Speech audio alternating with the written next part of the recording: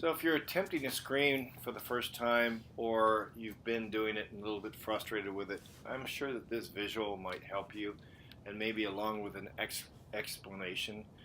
I hate getting a video that has no audio in it, not giving you any insight. So hopefully you will like this and this will help you out.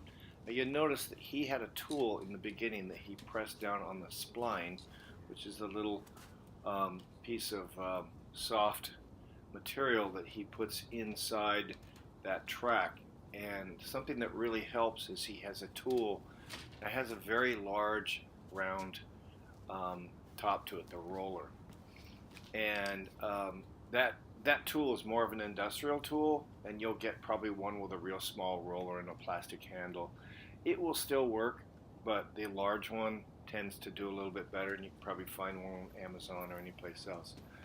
But you'll notice he pulled that tool out of his pocket, and then he um, scrolled down.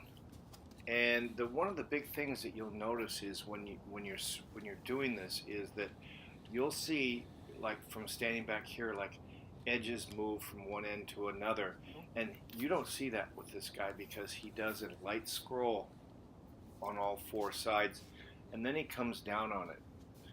And a lot of times when you're doing this as a you do one or two screens, as you come down, you'll get down towards the corner and you'll actually see a wrinkle in it. And that wrinkle will actually cause it to sort of have a little edge on it or something like that and not look as well.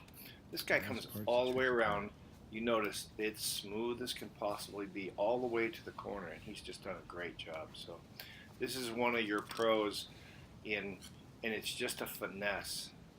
And so if you're doing not as good as he's doing, That's how it's done. you're going to want to go to each corner, each edge, and just bring it down a little bit. The tighter that you have started with, and the more that you press down, pushes the spline in and tightens up the screen. That's the key to it, and not using too much pressure.